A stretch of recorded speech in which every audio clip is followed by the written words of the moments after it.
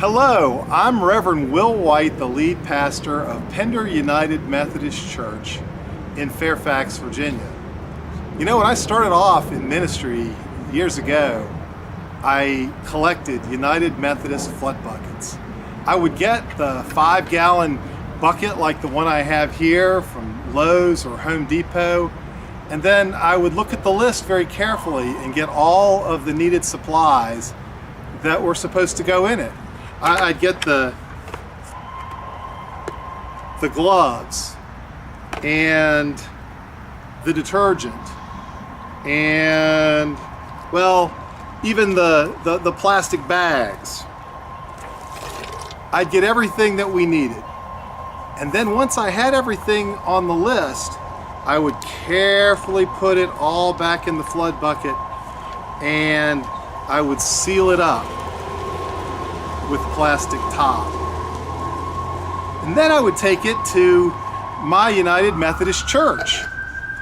And at the church, other people from the congregation would bring their flood buckets in too. And bucket after bucket would come. And when the big day came, we would load all of these buckets onto a truck in the church parking lot. And then we would drive those buckets to another place where they'd be unloaded, and then they'd be loaded onto an even bigger truck. You know, I always wondered what happened to those buckets. Were they stored in a giant government warehouse somewhere? Were they hidden somewhere in a cave? Maybe they were even up in heaven. I always wondered, where did those buckets go?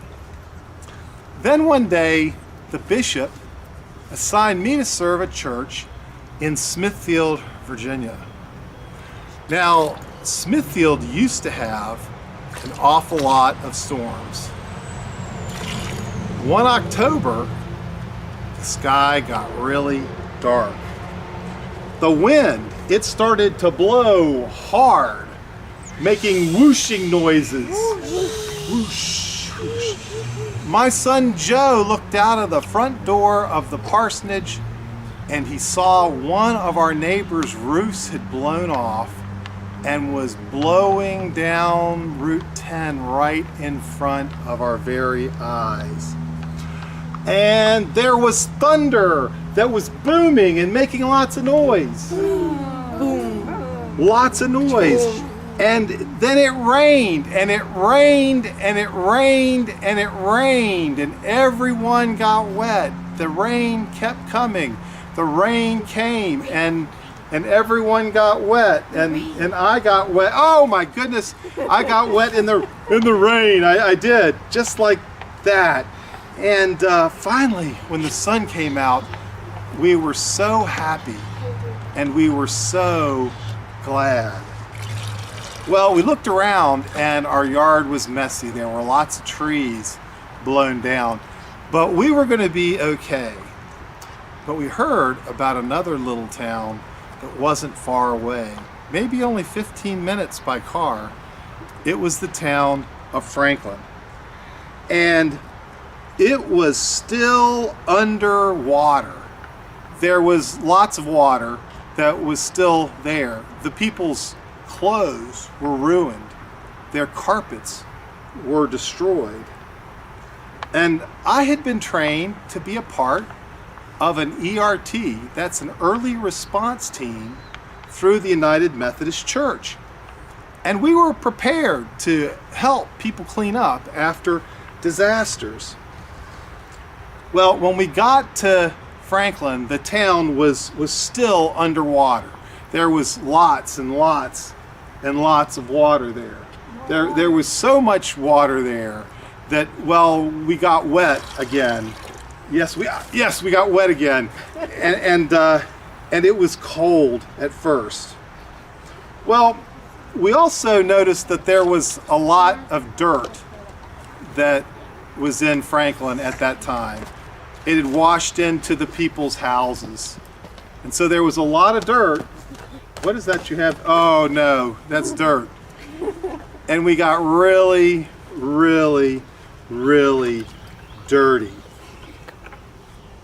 Well, we went down to help and we went to the Methodist church. When we got to the Methodist church, they sent us to a warehouse to go get some supplies. We got to the warehouse and someone was there waiting to help us.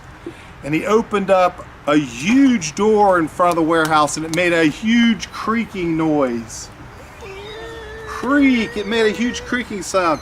And I looked to the top and stacked to the ceiling were these United Methodist flood buckets. And I have to tell you, I shed a little tear and had a crick in my throat. Those flood buckets weren't off in Batman's cave somewhere. They were sent to where they needed to be. And we took those buckets out and we began to help clean up the messes in those houses. And we gave the buckets to the residents too, and they began to help cleaning up as well. You know, when we helped clean up Franklin, I learned that those buckets were not hidden off somewhere. They were actually placed in a storehouse in Baldwin, Louisiana that we call Sager Brown in the United Methodist Church. And we store the flood buckets there so that at a moment's notice they can be sent to wherever they're needed in our country. You know, boys and girls and people online, Christ calls us to help our neighbors when they're in need. And with Hurricane Ian and the other storms that are occurring right now, our neighbors need our help. And this is a way that all of us, I think, can help show Christ's presence. There's a sign-up sheet in the church's narthex, the entry area, as you come in. And there you can sign up for items that you'll bring in, the liquid detergent, the scrub brush, the work gloves, all the other items. I hope that you will help with United Methodist flood buckets through Pender United Methodist Church. We'll make as many buckets with the materials that we have on hand. The deadline for bringing those supplies in is Sunday, October the 30th. Sunday, October the 30th. The flood buckets will then be assembled and taken to the Northern Virginia District Gathering Place on November the 1st. We'll unload our truck there and all these items will be put on another truck and will be taken down to Sager Brown in Baldwin, Louisiana. And there they'll be ready the next time there's a big storm. Because when the water starts to fall on our heads and the dirt begins to fill up our houses, we want to know that we can be of help to lots of other people, and we can. So thank you for your generosity. Please help with United Methodist flood buckets through Pender. Bye for now. Ladies, thank you so much for helping me tell the story of United Methodist flood buckets. Would you please take a bow? Yay!